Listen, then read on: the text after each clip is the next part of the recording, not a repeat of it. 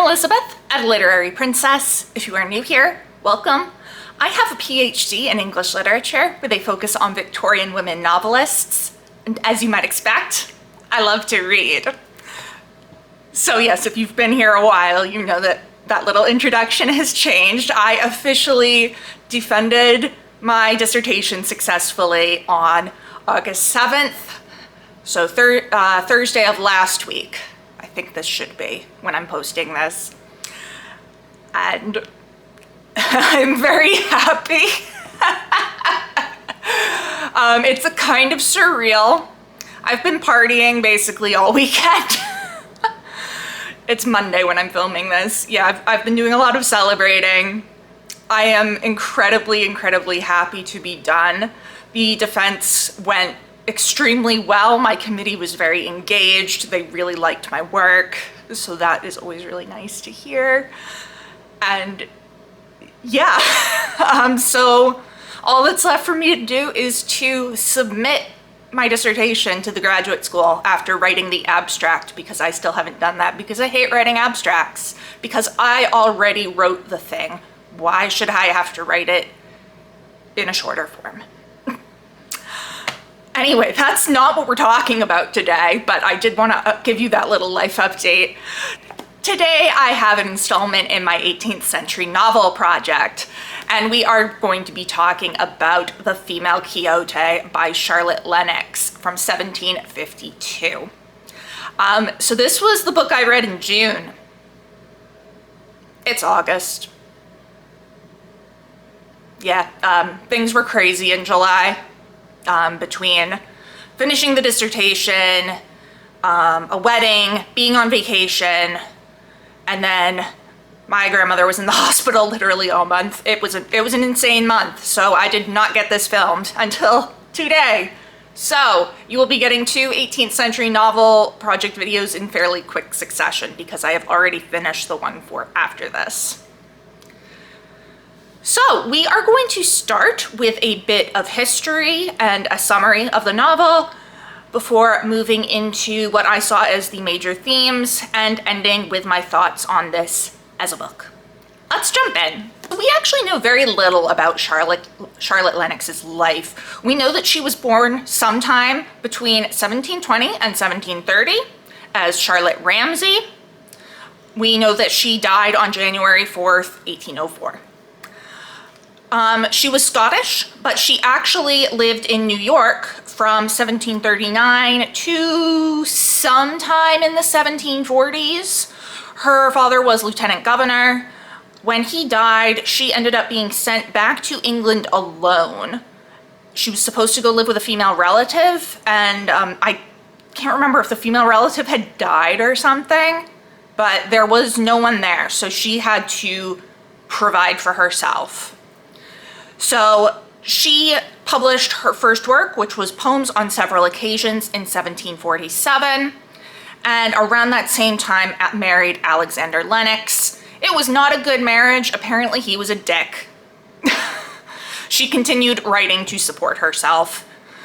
So she was actually good friends with 2 major literary figures of the day, Samuel Johnson and Samuel Richardson, who, if you've been watching these videos, you know from the video on Pamela.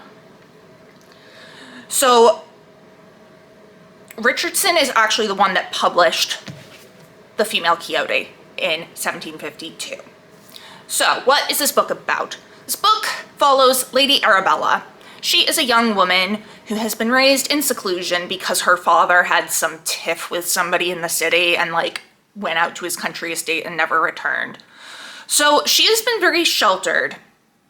And what she has done in that time is read French romances that were left behind from her mother, who had passed away. Now, because Arabella is so sheltered and secluded, she thinks that these are real, that these are actual histories of what happened. And to be fair, some of them are based on historical characters like Cleopatra. But yes, she's like, this is how the world works. This is actual history. And yeah, of course, this is what I can expect my life to be like. And these books are filled with men who are extremely devoted to these women, and the women have all the power and can banish the men at a whim. It also is filled with women being kidnapped by ravishers and then being rescued by the heroes and all these things. So obviously not very much like what life is like. So Arabella's father wants her to marry her cousin Glanville. He comes to visit. She is not impressed because she does not want to marry according to her father's wishes. That is not how heroines do things. And also Glanville has the audacity to directly propose to her, and how dare he. So she rejects him, but when Arabella's father dies, he stipulates in the will that in order to get her full inheritance, she must marry Glanville. Now this ends up leading to Glanville, his father, and his sister all staying with Arabella for quite a while. And we have a range of ridiculous things happening, of Arabella mistaking various people for being in love with her and wanting to kidnap her, from people getting ill and her thinking that she has the power to make them not die by commanding that they not die. There's a point where she jumps into a river and gets really ill because of it, but she thinks she's escaping from somebody trying to kidnap her. So we have all of these adventures. She goes to Bath at one point and makes quite the sensation there. In the end, she gets ill for quite a while from jumping into the river, and she has a clergyman come in and talk to her, and he kind of talks her out of believing in these romances. He convinces her they are just fiction, and you should not be living your life by them. And she, once she is better, agrees to marry Glanville and kind of cedes all power to him. And that is the end. So this was a big influence on Jane Austen's Northanger Abbey, as you can probably tell from the woman believing in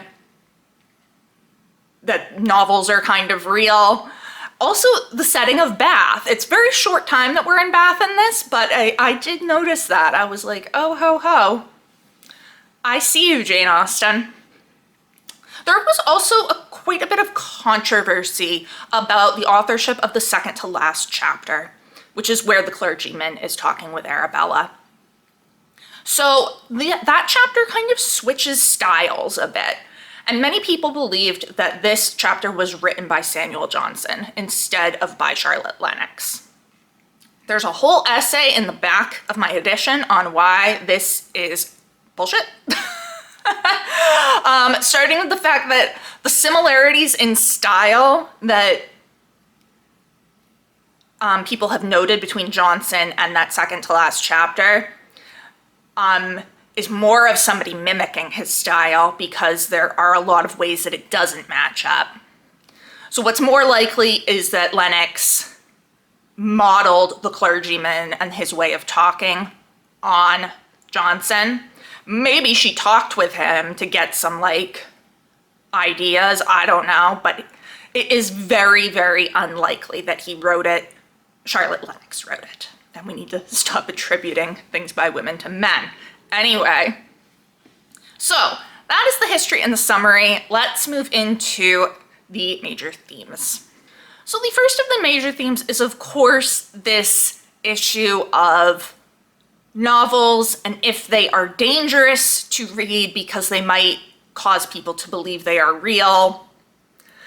This is obviously taken from Cervantes' Don Quixote, and Lennox has reimagined it into a female character in England. It was a common debate at the time, and literally continued to be a common debate for the next 100 and something years. Jane Austen is still dealing with this debate half a century later in Northanger Abbey, or almost half a century. And then 100 years later, Mary Elizabeth Braddon is addressing it in The Doctor's Wife. Like, so this was a thing. This is just a thing. People being like, these books are dangerous, and what do you know? We're still doing that. Maybe I should write a modern version of something like this. I don't know. So there are people that think that this is just a direct criticism of these French romances that Arabella is reading, and that it is making fun of them and showing them to be ridiculous and not good to read. But it also shows that she has read quite a lot of these. So that she has a very good knowledge of them. They are real books, all the ones she's talking about. The notes are explaining all of them. So she is parodying the genre, but she's also parodying these people that are like, reading these books is dangerous, to kind of be like, look how ridiculous that is. Like, nobody's out here thinking this is real. It is also a reaction to the turn toward realism. So in the introduction, I believe by Margaret Ann Duty, who I am like quickly falling in love with. Yes, Margaret Ann Duty, who writes fantastic introductions. She talks about how fiction is starting to turn toward formal realism at this point. Lennox's first novel, Harriet, was largely grounded in these romance tropes, and she realized that that wasn't working now for where fiction is going. So she's taking them and parodying them here, while also making fun of the people that are all down on romances. Next tells us, from her, Arabella's, earliest youth, she had discovered a fondness for reading, which extremely delighted the Marquis, her father. He permitted her, therefore, the use of his library, in which, unfortunately for her, were great store of romances, and, what was still more unfortunate, not in the original French, but in bad translations. The deceased Marchioness had purchased these books to soften a solitude which she found very disagreeable, and after her death, the Marquis removed them from her closet into his library, where Arabella found them. The surprising adventures with which they were filled proved a most pleasing entertainment to a young lady who was wholly secluded from the world, who had no other diversion but ranging like a nymph through gardens, or, to say better, the woods and lawns in which she was enclosed, and who had no other conversation but that of a grave and melancholy father, or her own attendants. Her ideas from the manner of her life and the objects around her had taken a romantic turn, and, supposing romances were real pictures of life, from them she drew all her notions and expectations. By them she was taught to believe that love was the ruling principle of the world, that every other passion was subordinate to this, and that it caused all the happiness and miseries of life. Her glass, which she often consulted, always shewed her a form so extremely lovely that, not finding herself engaged in such adventures as were common to the heroines in the romances she read, she often complained of the insensibility of mankind, upon whom her charms seemed to have so little influence. So a large part of why Arabella turns to these romances and is having this deep belief that they're real is because she's bored. She's got nothing to do. She is isolated. She has nobody to talk to. She has no purpose in life. So this is obviously kind of commenting on an issue that would continue to be an issue. Like, women having something to do and needing something to do. Because otherwise, yeah, they're just gonna read romances. Which, can you blame her? She's bored. And so her cousin Glanville actually believes that because she has been so secluded, this is why, which it's true. And he thinks that society will cure her. Mr. Glanville, who thought the solitude she lived in confirmed her in her absurd and ridiculous notions, desired his father to press her to go to London. He does not succeed in getting her to go to London, but he does get her to go to Bath. However, her beliefs are so firmly entrenched that it really doesn't help. And also she's way smarter than all of the guys in society, so she just kind of runs circles around them, even with her faulty logic. So in the second to last chapter, when the clergyman comes, we see a lot of the arguments against romances. So she is listing a bunch of people.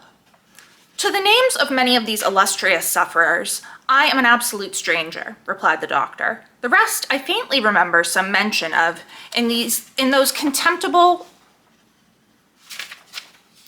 volumes with which children are sometimes injudiciously suffered to amuse their imaginations, but which I little expected to hear quoted by your ladyship in a serious discourse. He's pointing out that these things are childish. You would not expect a grown adult to be quoting these. They are meant to entertain children, and injudiciously, because he does not think they are good for children or anyone. Later in the conversation says, books ought to supply an antidote to example, and if we retire to a contemplation of crimes and continue in our closets to inflame our passions, at what time must we rectify our words or purify our hearts? The immediate tendency of these books, which your ladyship must allow me to mention with some severity, is to give new fire to the passions of revenge and love, two passions which, even without such powerful auxiliaries, it is one of the severest labors of reason and piety to suppress, and which yet must be suppressed if we hope to be approved in the sight of the only being where approbation can make us happy. I am afraid your ladyship will think me too serious. I have already learned too much from you, said Arabella, to presume to instruct you. Yet suffer me to caution you never to dishonor your sacred office by the lowliness of apologies. Then let me again observe, resumed he, that these books soften the heart to love and harden it to murder, that they teach women to exact vengeance and men to execute it, teach women to expect not only worship, but the dreadful worship of human sacrifices.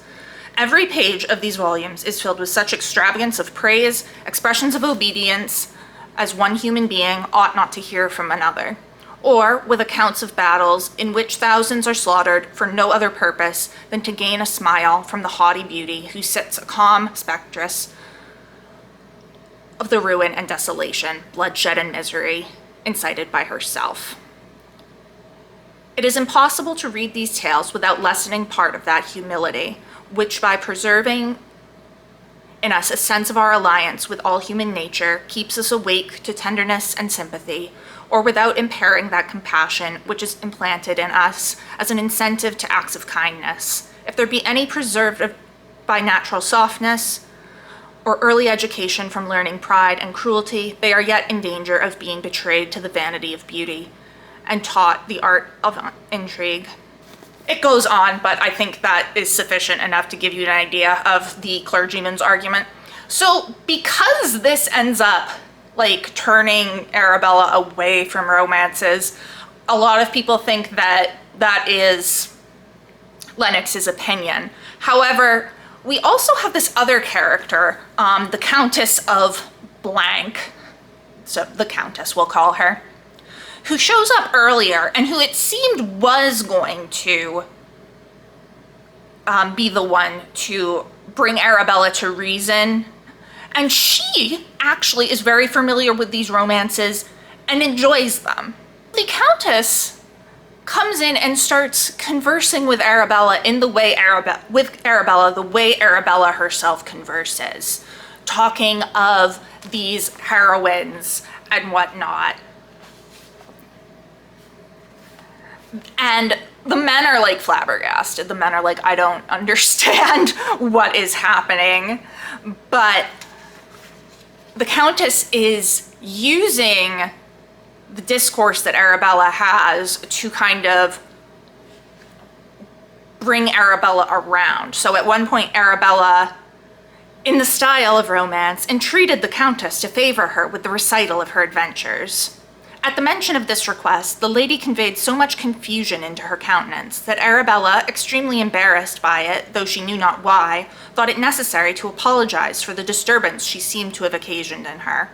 "Pardon me, madam," replied the Countess, recovering herself. if the uncommonness of your request made a moment's reflection necessary to convince me that a young lady of your sense and delicacy could mean no offense to decorum by making it. The word adventures carries in it so free and licentious a sound in the apprehensions of people at this period of time, that it can hardly with propriety be applied to those few and natural incidents which compose the history of a woman of honor. And when I tell you, she pursued with a smile, that I was born and christened, had a useful and proper education, received the addresses of my lord through the recommendation of my parents, and married him with their consents and my own inclination, and that since we have lived in great harmony together, I have told you all the material passages of my life, which upon inquiry you will find differ very little from those of other women of the same rank, who have a moderate share of sense, prudence, and virtue. Arabella points out that in the novels, this is custom, that women have these adventures. The Countess says, custom changes the very nature of things, and what was honorable 1,000 years ago may probably be looked upon as infamous now. A lady in the heroic age you speak of would not be thought to possess any great share of merit if she had not been many times carried away by one or another of her insolent lovers, whereas a beauty in this could not pass through the hands of several different ravishers without bringing an imputation on her chastity. The same actions which made a man a hero in those times would constitute him a murderer in these, and the same steps which led him to a throne then would infallibly conduct him to a scaffold now. She's using what she knows of romances, which is a great amount, to show Arabella the error of her thinking. So it is not that Lennox is condemning the reading of romances or of novels in general. Much like Jane Austen in Northanger Abbey, she is parodying the genre while also parodying the people complaining about the genre. Glanville is thoroughly convinced that the Countess is going to be the one to cure Arabella. Mr. Glanville, who could have almost worshipped the Countess for the generous design he saw she had entertained, took an opportunity as he handed her into her chair to entreat in a manner as earnestly as polite that she would continue the happiness of her acquaintance with his cousin, which with a sweet smile of mingled dignity and sweetness she assured him. So his father says, methinks she has as strange whims in her head as my niece. Adds heart, what a deal of stuff did she talk about? A parcel of heroes, as she calls them, with confounded hard names. In my mind, she is more likely to make Lady Bella worse than ever. Mr. Glanville, a little vexed at his father's misapprehension, endeavored with as much delicacy as he could to set him right with regard to the Countess, so that he brought him at last to confess she managed the thing very well. Unfortunately, the Countess ends up having to leave town before she can continue her acquaintance with Lady Arabella. And so Glanville resolved not to press her return to town, meaning Arabella, as she leaves town shortly after as well, till the Countess arrived, in whose conversation he grounded all hopes of her cure. So this whole thing with the Countess is very interesting because she just suddenly disappears. It seems that Lennox meant for her to be the one to kind of bring Arabella around. However, she needed money pretty quickly, and doing that would have caused it to be a 3-volume novel, which she had originally wanted it to be. But her need for money and at Richardson's convincing, she brought it out as 2 volumes, and so we get the clergyman at the end. So, another huge theme of this book is female power. So in the society that they are in, women have relatively little power. Arabella finds power through these romances because in them, it is the woman who is in charge, always. So when her father wants her to marry Glanville, she is rather upset. She always intended to marry sometime or other, as all the heroines had done, yet she thought such an event ought to be brought about with an infinite deal of trouble, and that it was necessary she should pass to this state through a great number of cares, disappointments, and distresses of various kinds, like them. that her lover should purchase her with his sword from a crowd of rivals and arrive to the possession of her heart by many years of service and fidelity. The impropriety of receiving a lover of a father's recommendation appeared in its strongest light. What lady in romance ever married the man that was chose for her? In those cases, the remonstrances of the parent were called persecutions, obstinate resistance, constancy, and courage, and an aptitude to dislike the person proposed to them, a noble freedom of mind which disdains to love or hate by the caprice of others. So in these romances, it is the woman who chooses who she will marry after he has proven himself. So she is not on board with marrying her father's choice. She also, at one point while they are in town, she comments about something: nothing less can satisfy what I owe to the consideration of my own glory. So it's, in these romances, like, the heroine's glory is always first and foremost.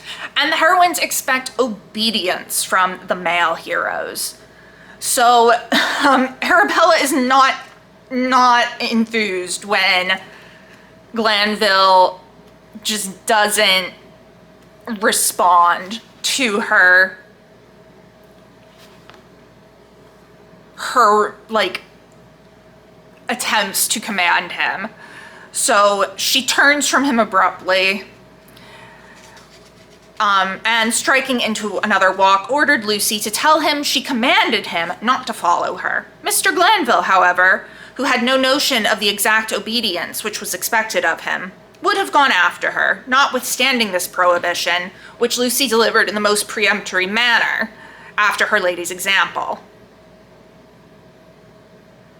But the Marquise, who had left the two young people at liberty to discourse, and had walked on that he might not interrupt them, turning about and seeing Glanville alone, called him to have some private discourse with him, and for that time spared Arabella the mortification of seeing her commands disobeyed.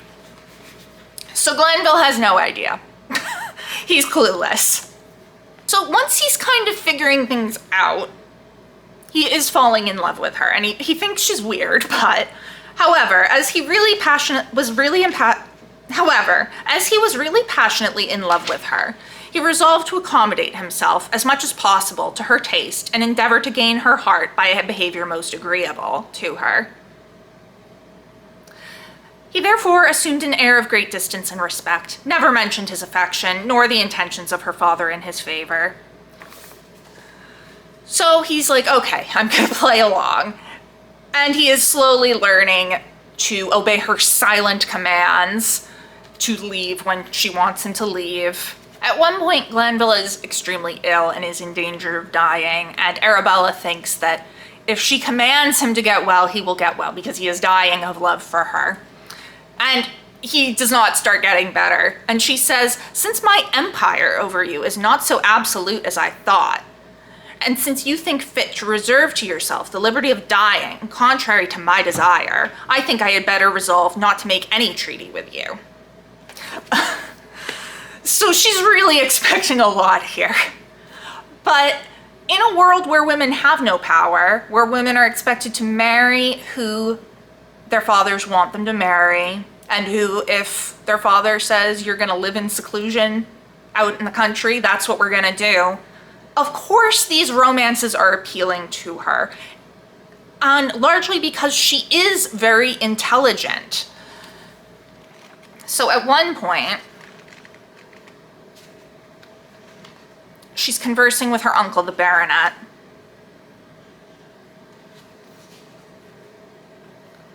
And he expressed much admiration of her wit, telling her if she had been a man, she would have made a great figure in Parliament, and that her speeches might have come perhaps to be printed in time. So you can see where there's this kind of disconnect. A man of her intelligence would be able to be in government, would be able to have his things published, but she is a woman, so she can't do any of that. all she can do is read these romances where women have all the power. Writes, for by the laws of romance, when a lady had once given her lover that permission, she may lawfully allow him to talk to her upon the subject of his passion, accept all his gallantries, and claim an absolute empire over all his actions, reserving to herself the right of fixing the time when she may own her affection. And when that important step is taken and his constancy put to a few years more trial, when he has killed all his rivals and rescued her from 1,000 dangers, she at last condescends to reward him with her hand, and all her adventures are at an end for the future. This is what she feels she has. And this is what is giving her agency in her own life. Now, of course, we end up by the end of the novel, this agency is overridden by the, frankly, patriarchal society. So we repeatedly have Glanville and his father kind of commenting on how she needs to be cured, of course, and how, like, when she's his wife, he'll get her to be more reasonable.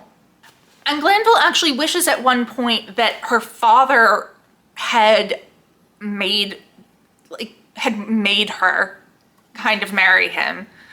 Lennox writes, as he loved her with great tenderness, this thought made him extremely uneasy, and he would sometimes wish the Marquis had laid a stronger injunction upon her in his will to marry him, and regretted the little power his father had over her.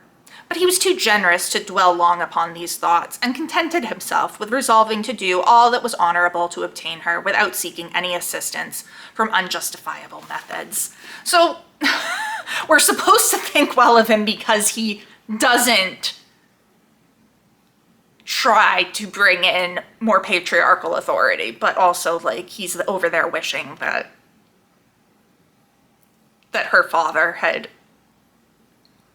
made a stronger reason for her to marry him. His father says to him, when you are her husband, you may probably find the means of curing her of those little follies, which at present are conspicuous enough, but being occasioned by a country education and a perfect ignorance of the world, the instruction which then you will not scruple to give her, and which from a husband, without any offense to her delicacy, she may receive, may reform her conduct, and make her behavior as complete as it must be confessed both her person and mind are now. So this idea that Glanville is going to be the one to fix her, and that it is going to be through the authority of marriage that will bring about this change in her.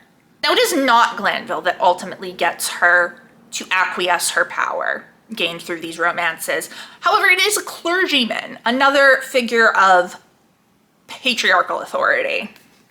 And so she ultimately, after her discourse with him, cedes her power.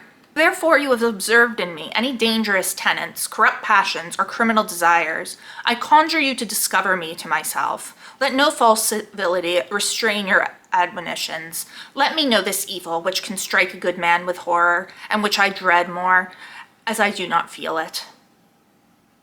I cannot suppose that a man of your order would be alarmed at any other misery than guilt, nor will I think so meanly of him whose direction I have entreated, as to imagine he can think virtue unhappy. However, overwhelmed by disasters or oppression, keep me therefore no longer in suspense. I expect you will exert the authority of your function, and I promise you, on my part, sincerity and submission.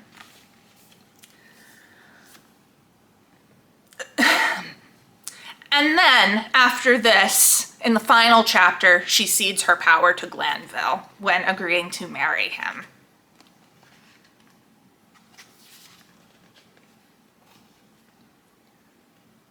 To give you myself, said she, with all my remaining imperfections, is making you but a poor present in return for the obligations your generous affection has laid me under to you. Yet since I am so happy as to be desired for a partner of life by a man of your sense and honor, I will endeavor to make myself as worthy as I am able of such a favorable distinction. It's kind of an unsatisfying ending. And I suppose we will now move into my final thoughts, which was that the ending is unsatisfying. I really enjoyed this book. It's a lot of fun. It's hilarious. Arabella is if you multiplied Catherine Morland from Northanger Abbey by 1,000, and then, or rather, she's like if you dialed Catherine Morland up to 100 and then multiplied her by 1,000. Like, that's Arabella. Like, you think Catherine's making some cringy mistakes? Whew, Arabella, there's some secondhand embarrassment in here, to be honest, but it is hilarious. However, I did find the ending disappointing because of the way she has to acquiesce her power, the way that it's brought about by a male clergyman. And like, I get that she had to be kind of brought out of her beliefs about the romances, and that with that comes the acquiescence of power. I understand that that was the time period Lennox was writing in, and that's what was expected, but it is kind of disappointing. I really wanted the Countess to be the one to bring the change about in her by discoursing with her in this way that she has learned from the romances. I would have thought that would be a much more satisfactory ending. It does seem like that's kind of what Lennox had planned, and then time just wasn't on her side. But ultimately, I did really enjoy this. It's hard to see it as a happy ending because sometimes Glanville is like, I don't know. I'm like, he does love her. You can tell he has genuine affection for her. There's a point where her father tries to burn her romance books and he rescues them. So like, there's that. But there's also a point where she tries to get him to read the romances and he like takes one look at them and is like, these are worthless. So it's like, you can't even like take a moment to be interested in the thing the woman you're in love with is interested in. Come on. So that's a little, I don't know. It's not fully a satisfying ending, but it is a really fun read. And it's so interesting to see how it then influenced Northanger Abbey, of course. So I would highly recommend this one. I gave it 4 stars. I would say it's probably the second favorite of this that I've read for this project so far, with the first favorite being Pamela. So yeah, that is the female Quixote. So next time we will be looking at The Vicar of Wakefield by Oliver Goldsmith from 1766. Let me know down in the comments below. Have you read The Female Quixote? What did you think of it? Do you agree with my points, disagree with them? If you enjoyed this video, please don't forget to give it a thumbs up and subscribe to see more of my bookish content. It has been great chatting with you. I will see you soon. Bye.